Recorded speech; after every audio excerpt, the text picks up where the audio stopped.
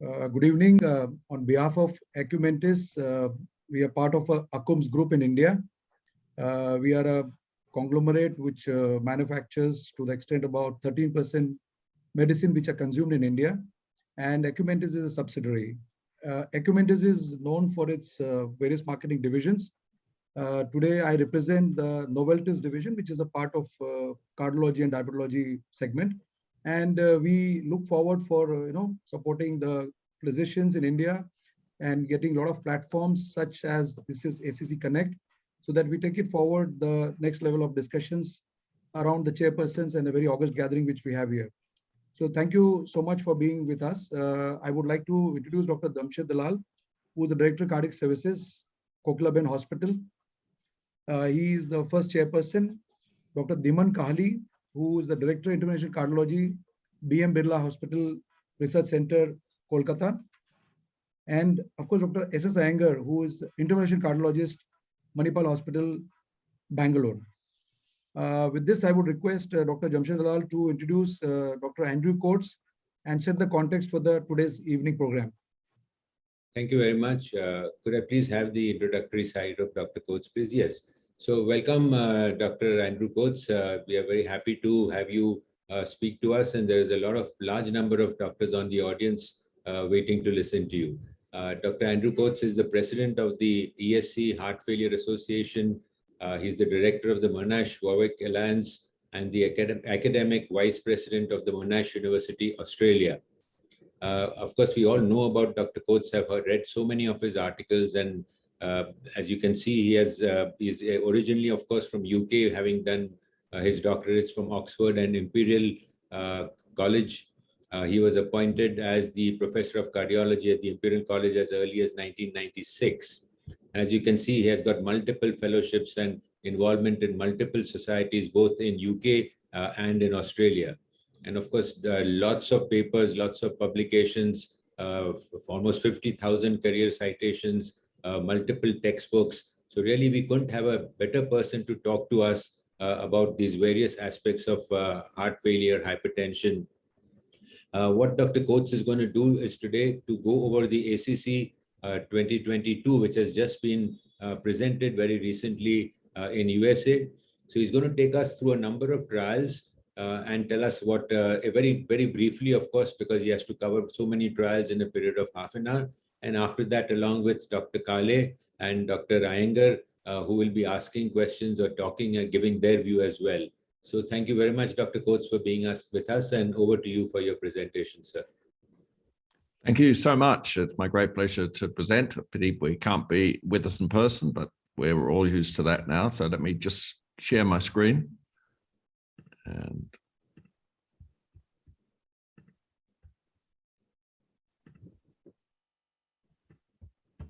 I just need to make that full screen mode. Down right. So yeah, that's right.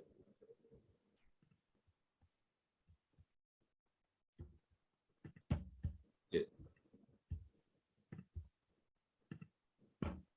Yes, great. We can see it very well now. Okay, so here are my declarations at the bottom. I'll talk about the highlights from ACC 2022 that's just been completed. First of all, there was the first demonstration of a new major international guidelines, that of the management of heart failure from the ACC-AHA HFSA. And it's important to compare and trust that to the previous international guidelines published by the ESC in September last year. The central algorithm has some interesting aspects I'd just like to highlight. Like many recent guidelines, there are now recognition of the 4 foundational drug classes that are given to all patients with HFrEF equal to or below 40%. You see here with a strong preference for Rna in NYHA class 2 to 3, but the possibility of ACE or ARB as an alternative if Rna isn't tolerated. Then, of course, beta blockers, MRAs, and SGLT2 inhibitors. No preferential order for starting those, and of course, diuretics as needed for fluid control. Then importantly, there's a step 2. So you go from left to right as the progression of treating the patient. Step 2 is patients whose ejection fraction thereby improve and go above 40%. That's now a new group called heart failure with improved ejection fraction. They need to continue their guideline-directed medical therapy, but they obviously don't need any further progressive therapies. Then patients who remain symptomatic, remain with a low ejection fraction, can be considered for other treatments such as hydralazine nitrates in African Americans, Black subjects, ICD, CRT, and other additional therapies. And they can be considered later on, particularly in patients with advanced heart failure, where of course there's mechanical circulatory support, transplantation or palliative care, and investigational studies. There's a recommendation about guideline-directed medical therapy dosing, sequencing, and up-titration, and this is a really hot topic now. It's in the past, we had the historical order of starting an ACE inhibitor, then a beta blocker, then an MRA, and then other treatments. We're now suggesting the 4 foundational drug classes are all commenced relatively quickly as it's safe to do so. And people are no longer giving a specific order in which the drugs need to be started. So the recommendations here is that in patients with HFrEF, titration of guideline-directed medical therapy to achieve target doses is recommended. And there's a further comment that the speed can be accelerated. So they talk about in patients with HFrEF, titration optimization, up titration can be done as frequently as every 1 to 2 weeks, depending on the patient's symptoms. That's really a first suggestion. It's not evidence-based, it's based on expert opinion. And many people actually feel that you maybe even could start more rapidly than that. Although no one's at present is suggesting that the 2 or 3 or 4 medications are started on the same day, there is a suggestion that quite a few can be commenced during an acute admission for heart failure hospitalization.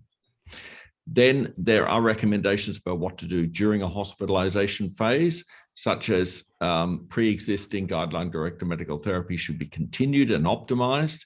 If you have just mild decrease of renal function or asymptomatic reduction of blood pressure, you should persist with guideline-directed medical therapy and not routinely discontinue. One exception for that might be SGLT2 inhibitors in patients who are hypovolemic or unwell.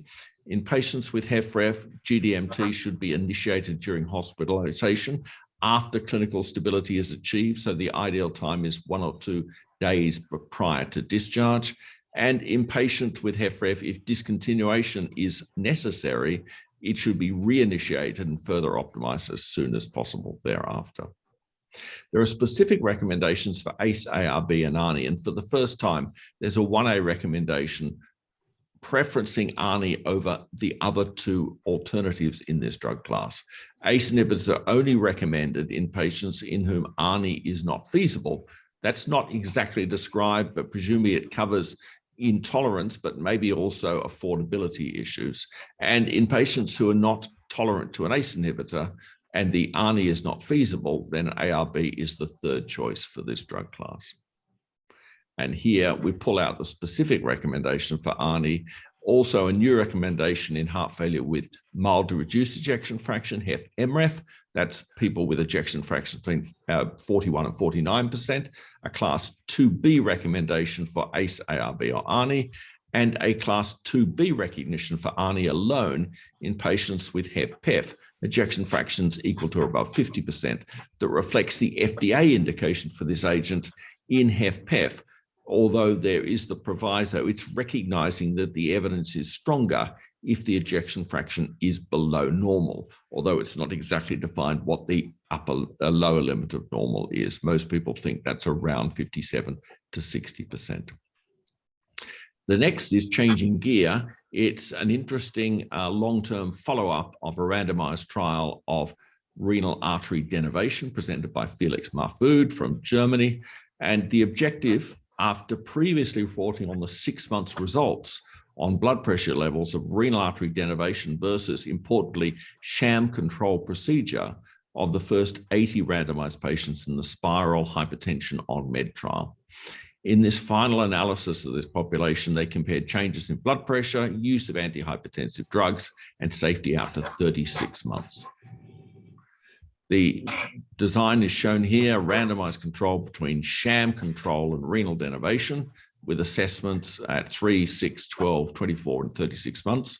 Patients had elevated office blood pressures and elevated 24-hour ambulatory blood pressures with systolics between 140 and 170, stable on 1, 2, or 3 antihypertensive drugs for 6 weeks. The results are shown here. Well, first of all, the number of medications was similar between the RDN and the sham groups, but the medication burden was lower in patients randomized to renal denervation, and that presumably reflects the lower blood pressure. There is less need for titrating the dose of antihypertensive medication. Change in 24-hour systolic blood pressure, which is probably the most accurate way of assessing blood pressures, certainly far more reproducible than office, showed a reduction in systolic blood pressure. At 3 months, there was a trend. It was significant at 6 months, minus 9.3 compared to minus 1.6 on sham control. And that continued with further widening. So the reduction of 18.7 at 3 years compared to minus 8.6 on placebo, highly statistically significant. So the difference is maintained. It's seen at 6 months and progressively increases with really very significant control measures of systolic blood pressure. If we look at other ways of assessing the blood pressure, you see the average 24-hour systolic blood pressure is highly significant, as is the morning systolic blood pressure, the daytime average systolic blood pressure, the nighttime average systolic blood pressure, and the office systolic blood pressure. Although to reflect the poorer reproducibility of measurement, that's the only one that wasn't significantly affected. So I think this is really quite powerful and convincing long-term benefits on blood pressure of renal artery denervation. In terms of safety, there were really no safety signals of concern. You see there just 1 or 2 side effects across both groups. In conclusions, radiofrequency renal denervation compared to sham control demonstrated clinically meaningful blood pressure reductions. Given the long-term safety, it provides an adjunctive treatment modality that's a possibility for the management of hypertension. And these results are specific to the form of renal artery denervation used in this trial. Next, changing gear again, this is a treatment trial of obstructive hypertrophic cardiomyopathy, a condition that we've had very few major clinical trials, but now we're beginning to see the first evidence of good outcomes from drug treatment trials in this condition. This is the results of the VALOR HCM trial, and it's looking at a myosin inhibitor with the endpoint of deferring surgical myectomy or alcohol septal ablation in obstructive hypertrophic cardiomyopathy. We all remember obstructive hypertrophic cardiomyopathy is a condition that's associated with significant symptoms and a high risk of death. Alternatives include septal reduction therapies, either surgical myomectomy or alcohol ablation. These, however, are quite invasive procedures, carry some risk, and there is a clear unmet need for non-invasive alternatives. Mavacamten is an interesting new agent that's almost like the flip side of omecamtiv mecarbil. It reduces the number of myosin-actin cross-bridges, which attenuates the hypercontractility we see in obstructive hypertrophic cardiomyopathy. That can lead to improved compliance and energetics in the myocardium. It's a targeted inhibitor of cardiac myosin. The design of the study shown here, 112 patients randomized to mavacamten, one of 4 different doses, or double-blind placebo. And you see there that there is a starting echo, stress echo, and evaluation for the need for septal reduction therapy with assessments of 4 weeks, 8 weeks, and 12 weeks, and a final end of study visit at 16 weeks. The core lab echo, LVF, and LVOT gradient were measured at rest and during Valsalva maneuver. The primary endpoint shown here, highly statistically significant. You see that many fewer patients, 17.9% compared to 77%, required a decision to proceed to septal reduction therapy by week 16. If we look at NYHA class improvement, and we look at patients who improve by 0, 1, or more than 2 NYHA classes, we see a significant benefit of the mavacamten group with more patients improving NYHA class over on the right. If we look now at the left ventricular outflow tract gradient at rest and during the Valsalva maneuver, we see the resting and Valsalva on the right. We see both a progressive reduction in the severity of the outflow tract gradient, both resting and under Valsalva maneuver by the use of mavacamten. You see there the gradients go from an average of around about 51 down to 14 on treatment group and 28 during Valsalva maneuver. If we look at safety and secondary efficacy endpoints, ejection fraction, very little change there. The difference is -4% from a very high 69 down to 65, which of course clinically probably reflects a beneficial effect in hypertrophic cardiomyopathy. The Kccq, which is a good, probably the best validated score for heart failure symptomatic severity, showed a substantial improvement, a 13-point difference of score with an elevation of score in the treated group. Secondary efficacy endpoints included N-terminal proBNP and troponin I changes over time. You see there a reduction in N-terminal proBNP, highly statistically significant trend for troponin, but no real difference. And adverse safety effects, interesting one is there were 9.1% of patients getting non-sustained VT on placebo, 0 in the mavacamten group. Clearly that wasn't powered to show that difference, but that's an interesting observation. In conclusion, in obstructive hypertrophic cardiomyopathy patients with intractable symptoms referred for surgical reduction therapy, administration of the novel cardiac myosin inhibitor mavacamten titrated using echocardiography led to a reduction in need for septal reduction therapies and positive secondary endpoints, all highly significant, including a reduction in LV outflow tract gradient, improvement in NYHA class and in KCCQ, as well as reductions in N-terminal proBNP and troponin I levels. Next, a different study now turning to heart failure, and this is use a novel potassium binder, Paterama, with the intent of seeing if it could improve the use of an uptake of RASi inhibitor therapies and doses in patients with HFrEF. I'm a member of that steering committee as well. So Paterama is a novel potassium binder that's a non-absorbed cation exchanger that exchanges and takes up potassium, thereby reducing plasma levels of potassium. Prior trials suggest that Paterama may also enable RASi use by reducing potassium levels and reducing the incidence of hyperkalemia. Experience in heart failure was, however, limited.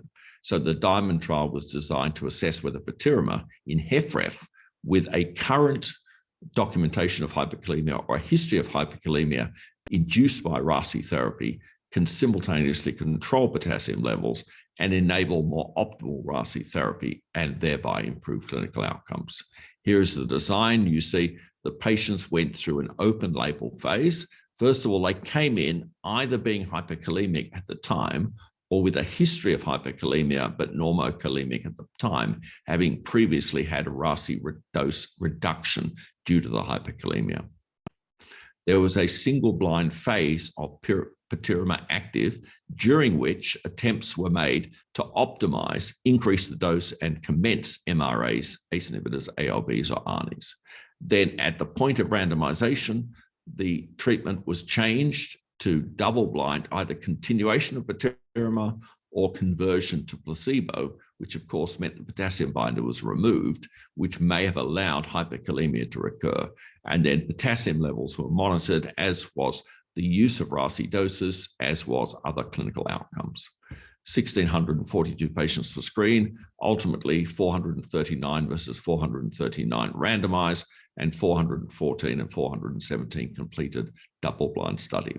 This trial was affected by the COVID era due to many sites being closed, patients unwilling to come, so the ultimate size was reduced. So there was a modification of the endpoint to have the primary endpoint being converted to measurement of serum potassiums rather than overall clinical outcomes.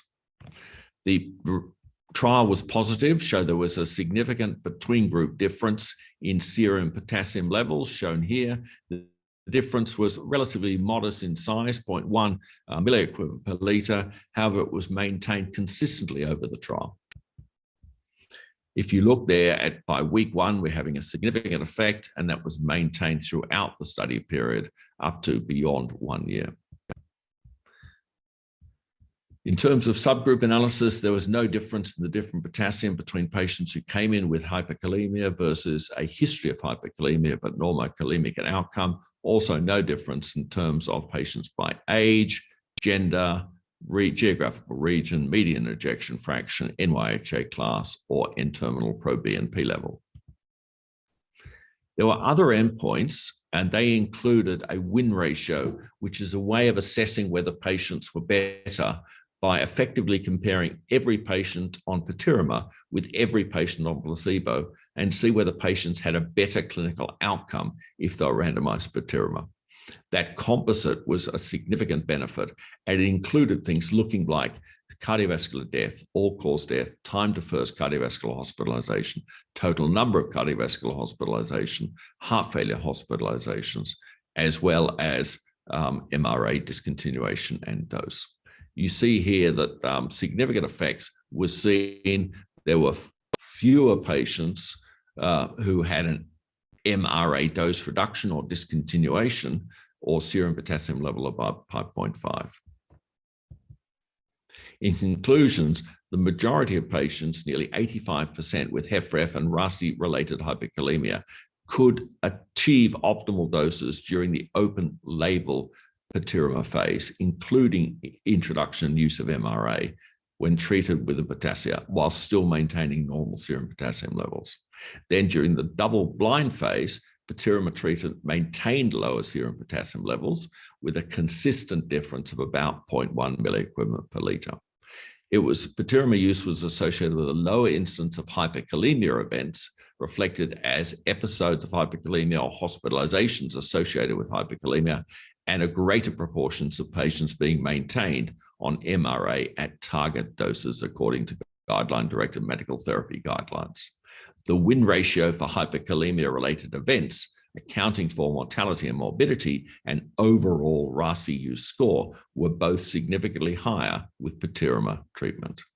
So the implications is that we can potentially now overcome a failure to achieve optimal RASI therapy because of hyperkalemia by using a novel potassium binder, Paterama. And this is now given a general recommendation in new guidelines, although it's not given a strong numerical guideline. It's mentioned as a possibility. We expect to see more interest in this in the years to come. Next, I'd like to talk about the SGLT2 inhibitor empagliflozin, which of course has been subject to 2 major trials, EMPEROR-reduced in HFrEF and EMPEROR-preserved in HFpEF, both of which were positive for major composite clinical outcomes. This is now an extra trial, a smaller trial, but a very interesting one, the EMPULSE trial, because it looked at patients still in hospital after an acute admission for heart failure. It's, if you like, the missing link in the SGLT2 inhibitor trial family. We have EMPEROR-reduced of HFrEF with empagliflozin, DAPA-HF in HFrEF with dapagliflozin. We have the SOLOIST trial, which has a slightly different agent, sotagliflozin, in acute heart failure in patients all have had type 2 diabetes. And we have the EMPEROR-preserved of empagliflozin in HFrEF.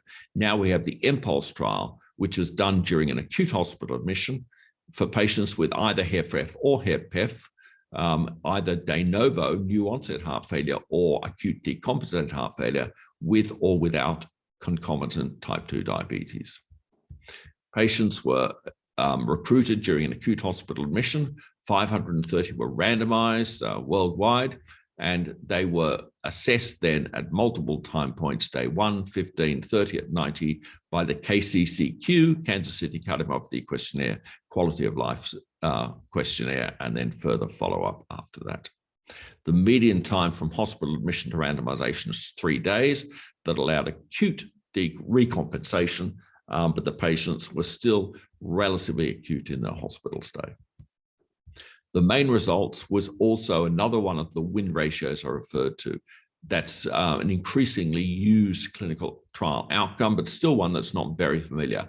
In it, you compare every single patient randomized to active to every single patient randomized placebo, and you line up major outcomes and see whether those patient paired comparisons favored the active treatment or the passive treatment.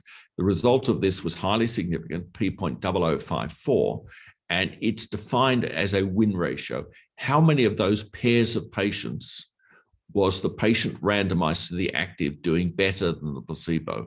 And there was a 36% greater chance of winning if we were randomized to empagliflozin compared to placebo, which is obviously the beneficial thing. And that was statistically significant. The endpoints were made up of patients who died, patients who had heart failure events, KCCQ total symptom score, and a very small percentage of patients who had no episode. There were so-called ties. You see, for each of these endpoints, there was a preference in favor of empagliflozin being the winner. And overall, in 54% of patients, the paired comparison showed the EMPA patient did better than the placebo, and in only 40% of patients did the placebo patient better, and in 6.4% of cases, there was no winner. So that was a highly clinically important result. If you look now at the KCCQ results, you see the overall benefit shown here. This was the primary hierarchical composite endpoint stratified by symptomatic severity. And you see, based on tertiles of KCCQ, you get a same benefit. So it seems to be benefiting patients irrespective of the severity of the symptomatic limitation. The KCCQ results shown here with a dramatic increase, as you expect, in patients recruited during acute hospital admission, but there's still a significant difference between EMPA showing superiority over placebo during longer-term follow-up.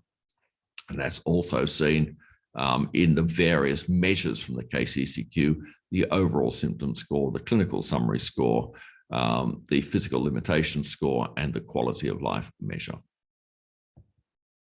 In terms of responder analysis, that's looking at the percentage of patients who improve by a certain amount in KCCQ or who deteriorate. You see that there's a strong trend for fewer patients deteriorating by at least 5 points if randomized to EMPA, and a strong trend for more patients improving at 90 days, either by at least 5 points, 10 points, or 20 points, all suggestive of a relatively quick and important improvement in quality of life. So in conclusion, treatment with empagliflozin produced total clinical benefit by the win ratio amongst patients recently hospitalized with acute heart failure across the entire range of severity of KCCQ limitation. That indicates the benefits of empagliflozin in this patient group are independent of symptomatic impairment. It also improved all the key KCCQ domains, including symptoms, physical function, quality of life, and social functioning, and it's consistent across demographic and clinical characteristics as early as 2 weeks after initiation. So I'd like to stop there, but I look further for further questions and answers and discussion with you all. Thank you very much. Thank you very much, Professor Coates. That was a beautiful summary of the ACC meeting. I just give my comment for a moment before we move on to the other chairpersons. I thought the heart failure guidelines were beautifully done, and the charts which they've shown for reduced, mildly reduced, preserved, and for recovering were excellent guidelines in very simple charts, and I think that's very useful.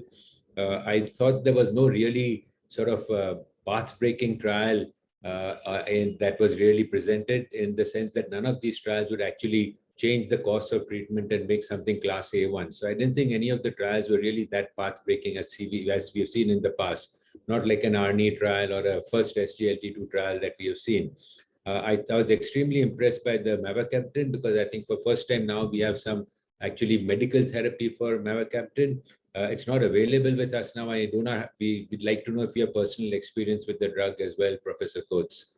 Do you have any personal experience with the use of mavacamten, and is it commonly used in UK or in? No, it's not. It's not approved in any of the jurisdictions. So it's still an experimental clinical trial only drug, but it does look a very exciting prospect. Yeah. So I'll request Dr. Dhiman Kahali to give his views on it and ask any questions. Dr. Kahali, over to you, please. I totally agree with you, Dr. Jamshed Dalal. And first of all, congratulations, Dr. Andrew Coates, for beautiful elucidation of all the trials in a beautiful way so that we can gather further knowledge after the ACC. Regarding the, this heart failure with reduced ejection fraction, it was probably I saw that RNAs are not recommended in NYHA4, but ACIs are. Any comments about that in the ACC guideline on heart failure? Yes, I mean, I guess people haven't really pulled that out, but RNAs really had, it's only had trials in recent times, 5 or 6 years, and they've been restricted. There's only been one trial that's looked at more advanced heart failure called the LIFE trial. That was affected by COVID, was stopped early and didn't have a significant benefit. So we don't really know anything about the use of ARNI in severe heart failure. So we have mainly the Paradigm study and some smaller studies, Pioneer and Prove, and they didn't include such severe cases, which is why technically they're saying now the evidence is task 2, 3. Yeah. Also, one must remember that when you come to the end stage of heart failure, this is a discussion we had because after the LIFE trial was presented. And the fact remains that when you're on the end stage of heart failure and you're really in the last phases of heart failure, you need some amount of RAS stimulation and some amount of sympathetic activity to keep you alive. So as soon as you start blocking all that, the patient's going to deteriorate in terms of fall in blood pressure, creatinine rise. So I think you can treat up to a point, and beyond that, all these sympathetic activity actually keep you alive. So I think you can't push drugs beyond a point.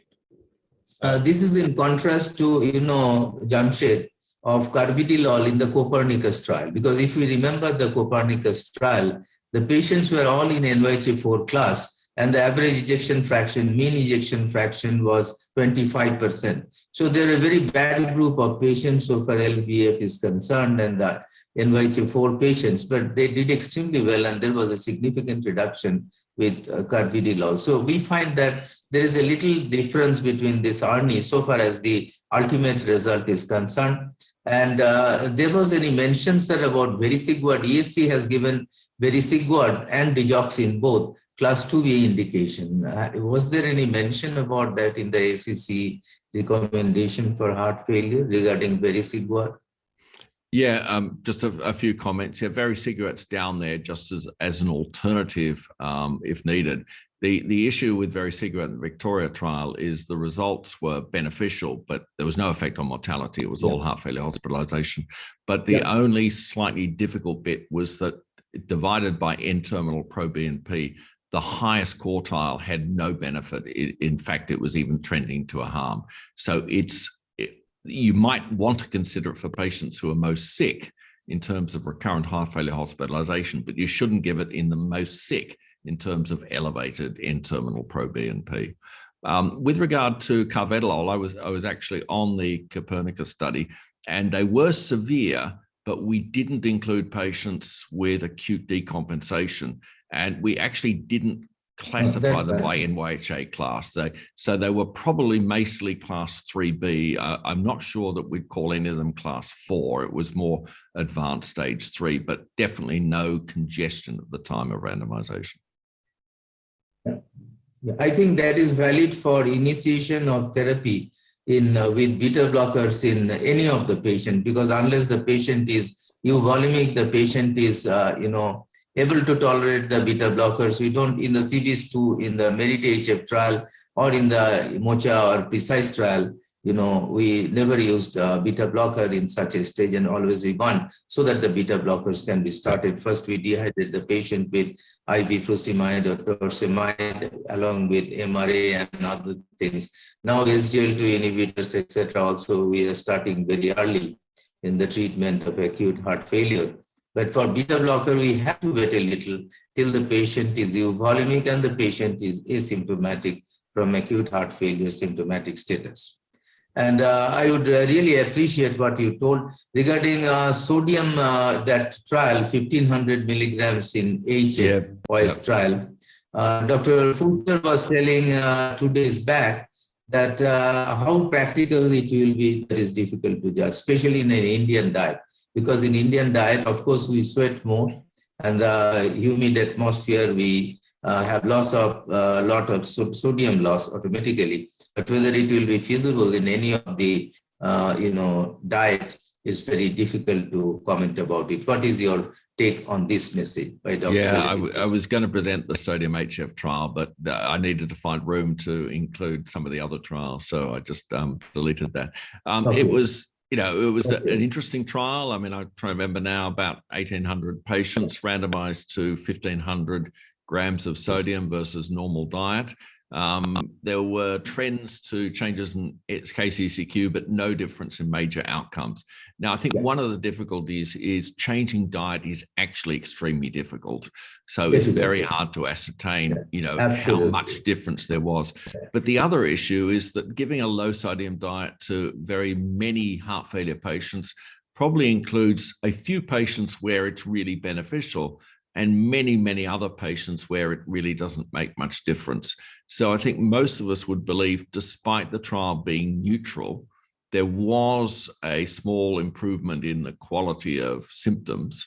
But I also believe there are probably a selected number of patients with very severe recurrent congestive heart failure where low salt diet can be a useful adjunct, but there's no evidence it needs to be given routinely to all heart failure patients. So I think that's clear.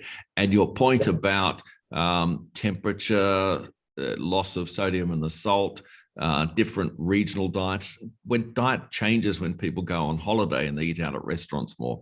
So all of those things make doing a trial with dietary intervention extremely difficult. Yeah. Iyengar, thank you, sir. And I think mavacamten is the hero molecule of this ACC meet.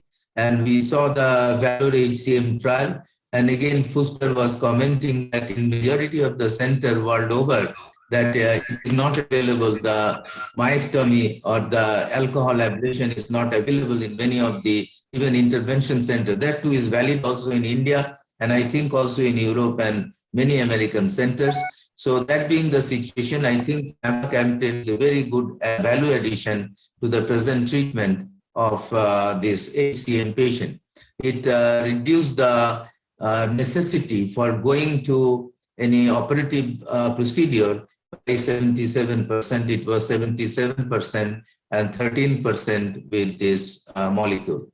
So this is a very important molecule. And not only that, they commented that every 4 weekly they did the echocardiogram, and as you mentioned, sir, all the parameters were reduced. The NT-proBNP, TROP-I, NT-proBNP dropped from 750 to 150, and also TROP-I, though not significant. KCC score improved, NYHA class improved by 1, which is significant, 1 to 2.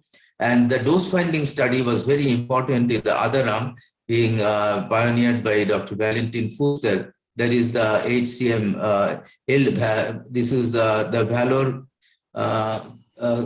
LT study, where he found that we can reduce the dosage significantly in some cases, and that the dose finding study showed, and even we can discontinue, because in 5% of the patient, there was disastrous reduction of the ejection fraction, which was not desirable, and therefore it had to be discontinued in 5% of the patient.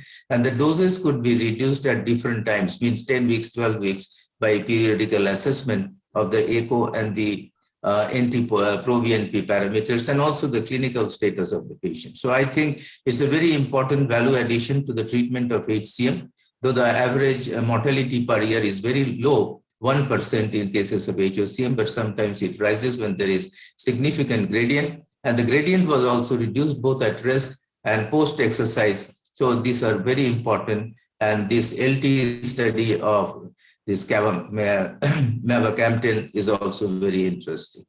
And lastly, regarding the Diamond trial, we don't have this molecule, sir, Paterama, but hopefully it will come to India and China soon. And it is very interesting to note the data, because we have been long feeling that when we can't add this Rna or the RASI others like ACEI, ramipril or enalapril, is very difficult sometimes to treat the patient, and we have to go for, like in CKD patients, we have to go for hydralazine and isosorbide dinitrate in a high dosage. and that is effective in also in Indian population, what we have found. But when Paterema come, there is another molecule which is available, but no study with that one. And none of the molecules are available in India. It's very interesting, and we'll be waiting for this molecule so that we can add some AC inhibitor /Rna or MRA like spironolactone or eplerenone, even not in an adequate dosage, in a dose which is acceptable to the patient. So I think this is a very important study, and you were in the steering committee. So can you tell us in little detail how much of MRA and how much of RNA you could give in such patients, where the value suppose was 5.4 or 5.5 milliequivalent of potassium? Well, during the run-in, the attempt was to optimize the RASI up to the full guideline recommended dose, and that went up to 50 milligrams of spironolactone or eplerenone. And about 85% of people actually could get up to the full dose. And then there was a significant benefit in terms of number of patients who can maintain full dose of MRA. We made a composite score of the dose and number of RASI drugs. So I can't give you exactly what percentage of patients, but that was a significant benefit in terms of the number of patients achieving a composite of dose times, whether they're on both an ARNI and an MRA, an ACE inhibitor or an MRA. And lastly, regarding the IMPULSE trial, like the other trials with empagliflozin, it was found to be very useful this time in acute heart failure patient. The Kccq score improved by all means. You have shown all four different groups of measurement which have improved. So as usual, it has proved to be very useful. But there was no mortality data, I think, because the numbers were also small. There was a trend. I think it was 7.4% versus 4%. So the benefit was there. It was part of the composite clinical, but it wasn't big enough or long enough to prove it separately. Yeah. Thank you, sir. Thank you for your beautiful presentation. Dr. Iyengar, please, Yeah. Thank you, Professor Coates, for that excellent presentation. Enjoyed your presentation. Just want to make 2 points. One is the use of sorbitol hydrazine combination, though is referred to in the guidelines that is used in the African patients. We use it quite often in India. And as you know, that SGLT2 inhibitors are contraindicated in pregnancy and lactation, and they're not much of in reference to the heart failure in pregnancy treatment in the guidelines. That is one. Secondly, mavacamten, as you mentioned, I think the study was small number and a short duration, and you have to do frequent monitoring to adjust the dosage. That may be one of the limitations.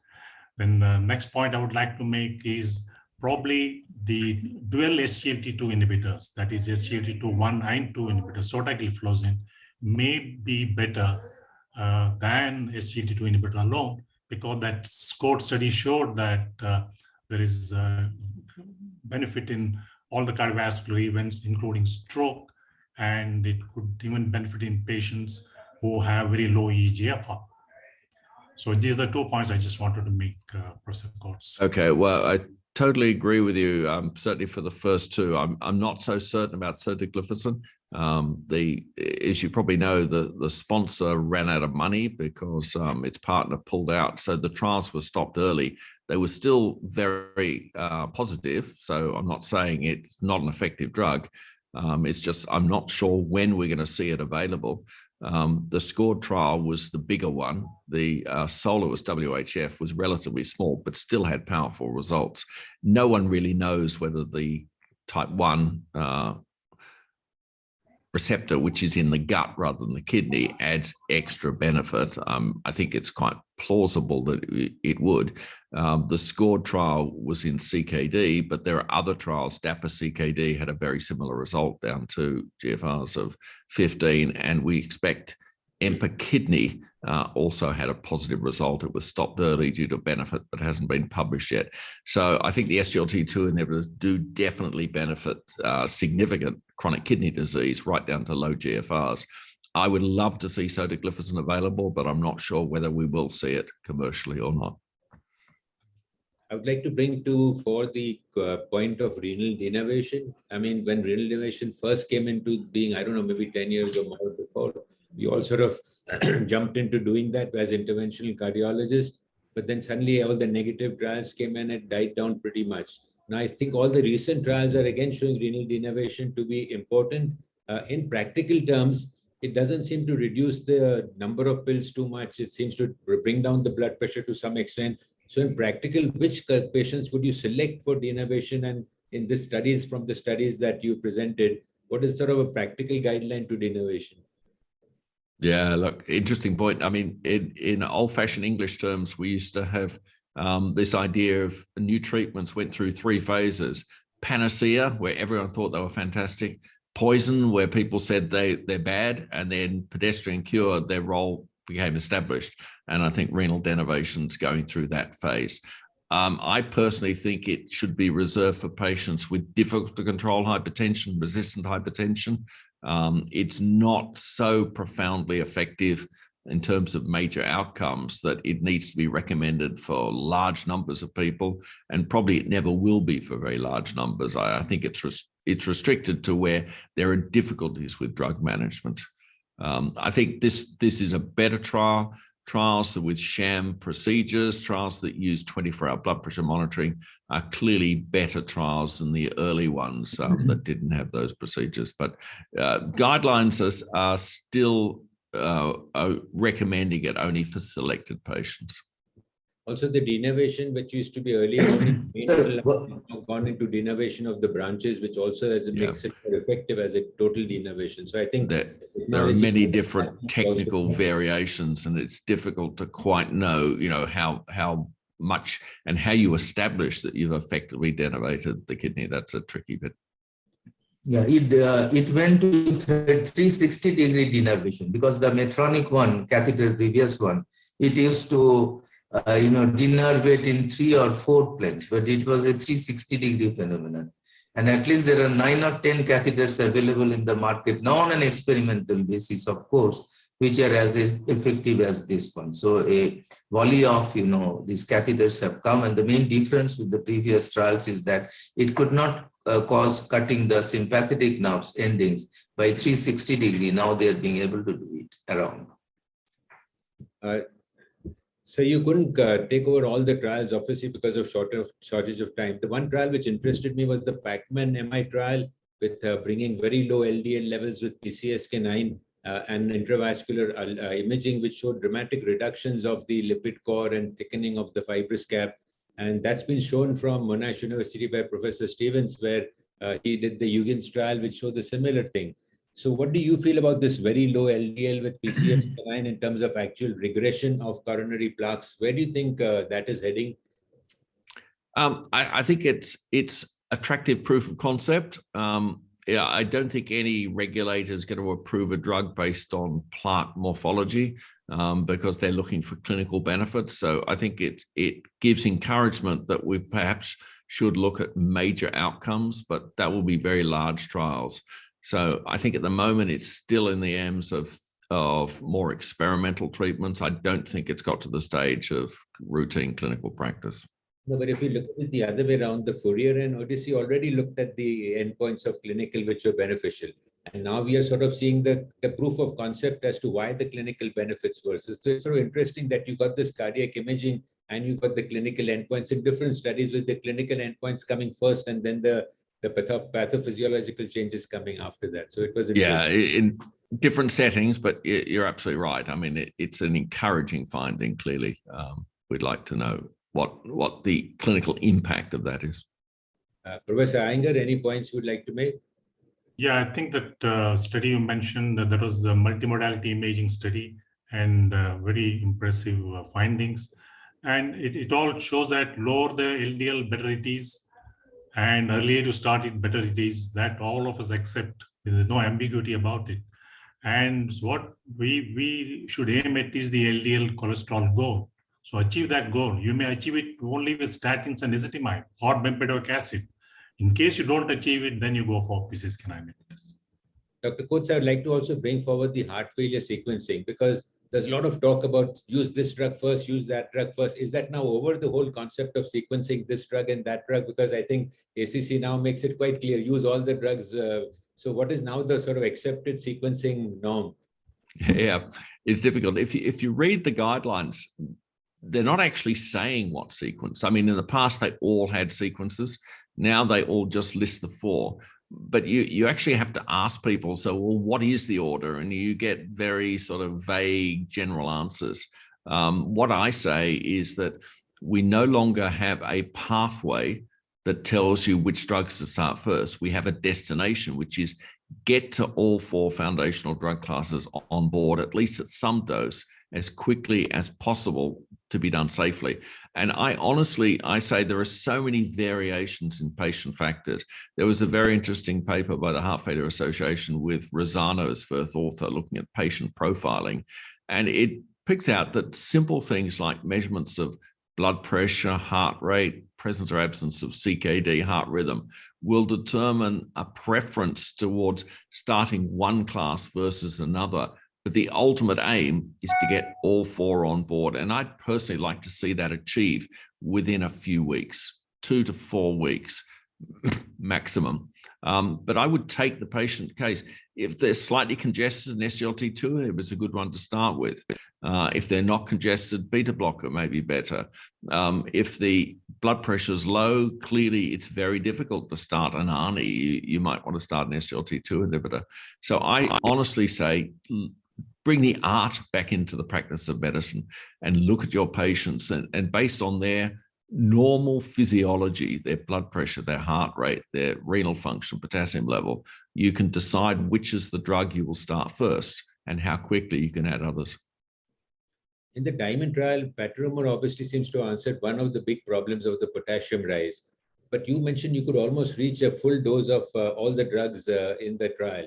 And yet we find blood pressure problems very, very much problematic. We just can't seem to adjust a dose with the BP falling. So well, we did have inclusion-exclusion criteria that excluded patients with very low systolic blood pressure. So yeah, it's not an all-comers, it was selected patient. But it really surprised us how many people could tolerate full dose RASI when you really tried.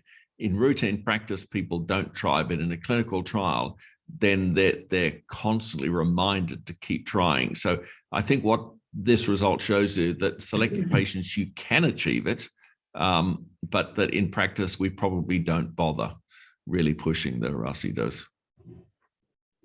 Sir, what was the average dose of Paterama used in this study? Because you were in the steering committee. What was the main dose?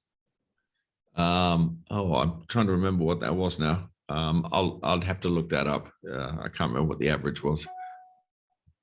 I might be able to find it, but yeah. It's okay.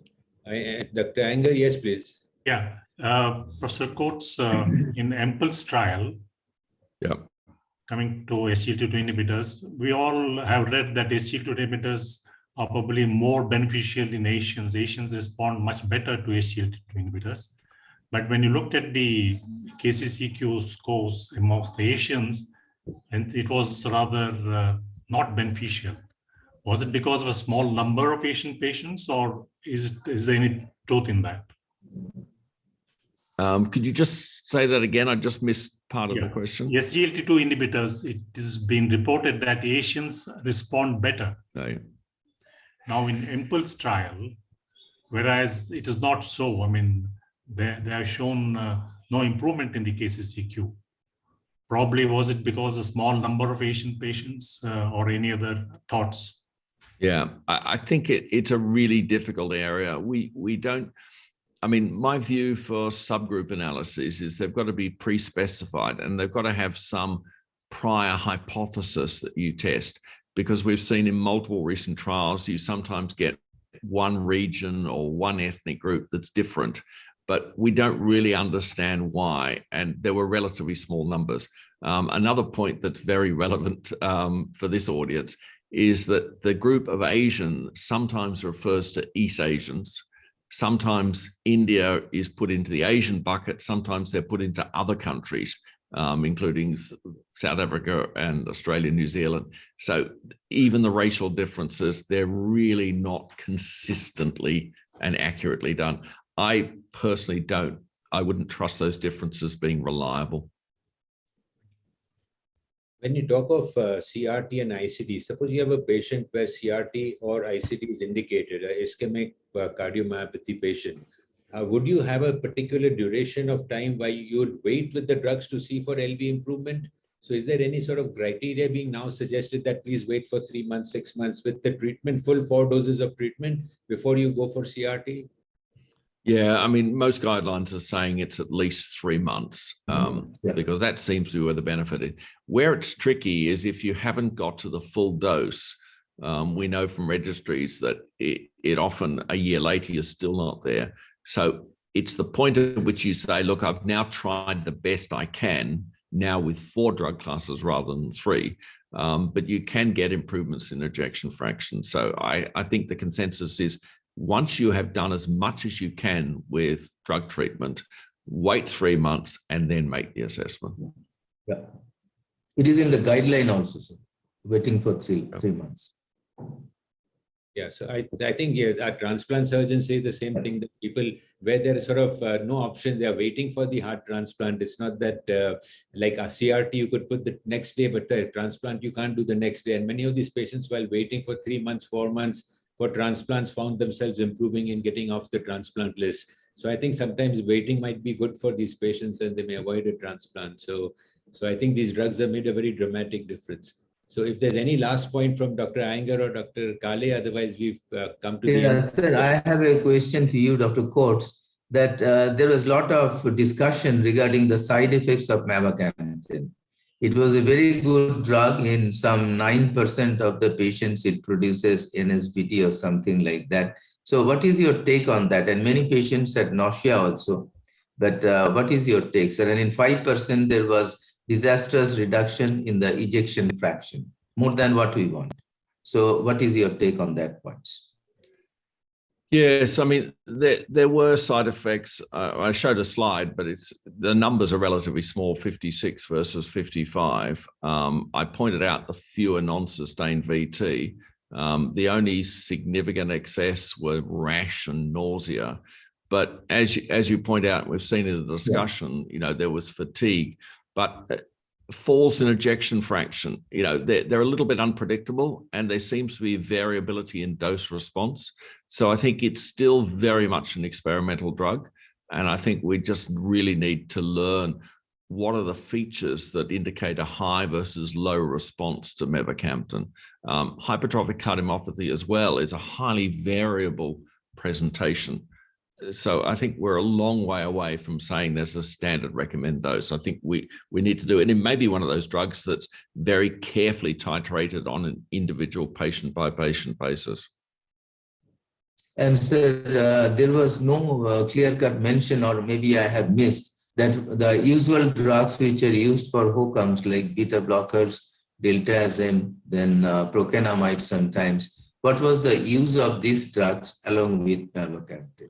Was there any drug-drug interaction? Yeah, I don't know. I don't have any more of the details other than what was presented. I haven't seen an analysis of interactions with background medication. So I think we'll close the session. So I think you're probably waiting to go back to sleep. I think middle of the night for you, Professor Coates.